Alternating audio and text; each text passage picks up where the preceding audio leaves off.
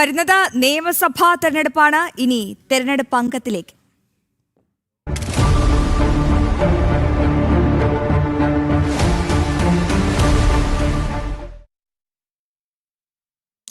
തമിഴ്നാട് നിയമസഭാ തെരഞ്ഞെടുപ്പിൽ എടപ്പാടി പളനിസ്വാമി എൻഡിഎയുടെ മുഖ്യമന്ത്രി സ്ഥാനാർത്ഥി.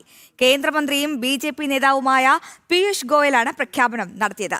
എഐഎഡിഎംകെയുമായി സീറ്റ് വിഭജന ചർച്ചകൾ ആരംഭിച്ചിരിക്കുകയാണ് ബിജെപി. നാളെ പ്രധാനമന്ത്രി തമിഴ്നാട്ടിൽ എത്തുന്നതിന് മുന്നോടിയായാണ് ചർച്ചകൾ. വിവരങ്ങൾ നൽകാൻ ശ്രീകാന്ത് ചേരുന്നുണ്ട്. ശ്രീകാന്ത്, ഈ തമിഴ്നാട് നിയമസഭാ തെരഞ്ഞെടുപ്പ് ഉറ്റുനോക്കുകയാണ് ഭാരതം. ഇങ്ങനെ അവിടെ എൻഡിഎയുടെ മുഖ്യമന്ത്രി സ്ഥാനാർത്ഥിയായി എടപ്പാടി പളനിസ്വാമിയെ പരിഗണിക്കുന്നു. എന്തൊക്കെ ഘടകങ്ങളാണ് ഈ പളനിസ്വാമിയെ മുഖ്യമന്ത്രി സ്ഥാനാർത്ഥിയായി പരിഗണിക്കാനുള്ള കാരണങ്ങൾ?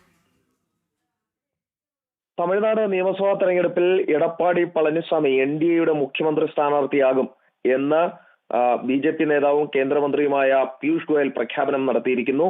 തമിഴ്നാട് നിയമസഭാ തെരഞ്ഞെടുപ്പിന്റെ ചുമതലയുള്ള നേതാവ് കൂടിയാണ് പീയൂഷ് ഗോയൽ. സ്വാഭാവികമായി എഐഎഡിഎംകെ ആണ് അവിടെ ഏറ്റവും വലിയ പ്രതിപക്ഷ നിരയിലെ ഏറ്റവും വലിയ കക്ഷി. അതിന്റെ നേതാവ് കൂടിയാണ് എടപ്പാടി പളനിസ്വാമി. എഐഎഡിഎംകെയുമായി സീറ്റ് വിഭജന ചർച്ചകളും ബിജെപി ഇപ്പോൾ ആരംഭിച്ചിട്ടുണ്ട്. പീയൂഷ് ഗോയലും എടപ്പാടി പളനിസ്വാമിയും തമ്മിൽ ഇന്ന് കൂടിക്കാഴ്ചയും നടന്നു.